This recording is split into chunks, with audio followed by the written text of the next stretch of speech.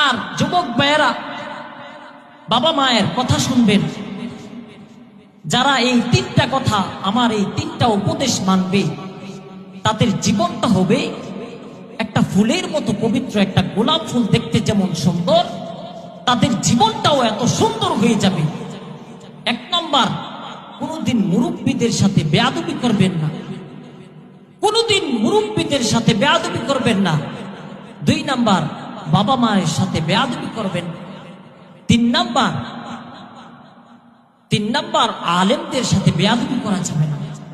এই তিনটা জিনিস যদি আপনি নিজের মধ্যে ফিট করে নিতে পারেন, আল্লাহ তাআলা দুনিয়ার মধ্যে আপনার জীবনটা একটা গোলাপের মতো দেখতে যেমন সুন্দর তেমন বানায়া দিবে।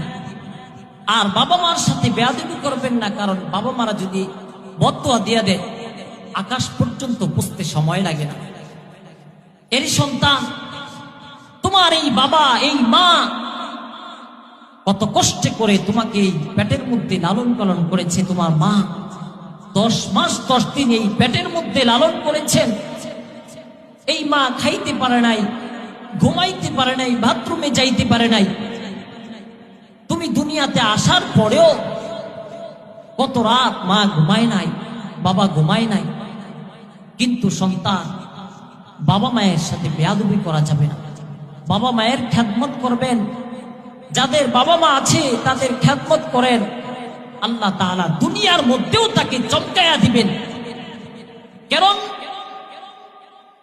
হযরত ওয়াইস করনী রাহমাতুল্লাহি আলাইহি এর জিন্দেগির দিকে তাকায়া দেখেন।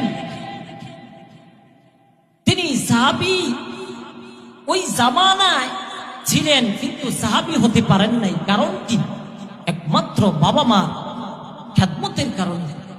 হযরত ওয়াইস করনী রাহমাতুল্লাহি আলাইহি চিঠি লিখলেন পয়গম্বর রাহমাতুল লিল আলামিনের নিকটে, ও পয়গম্বর, আমার খুব ইচ্ছা আপনার কাছে এসে আমি সাহাবী হব, আমি আপনাকে এক নজর দেখবো, আমার খুব ইচ্ছা পয়গম্বর। কিন্তু আমার মা অসুস্থ বৃদ্ধা, আমার মায়ের খেদমত করার কেউ নেই। পয়গম্বর রাহমাতুল লিল আলামিন চিঠির ওই পৃষ্ঠায় লিখে দিলেন, ওয়াইস করনী, আমার কাছে আসার কোনো প্রয়োজন নাই, তুমি তোমার মায়ের খেদমত করো, মায়ের খেদমত করো। নবীজি এই ওই পৃষ্ঠার মধ্যে এই কথাটা লিখে দিলেন। নবীজির কথা অনুযায়ী চলতেছেন। কিন্তু নবীজি বিদায়ের পূর্বে হযরত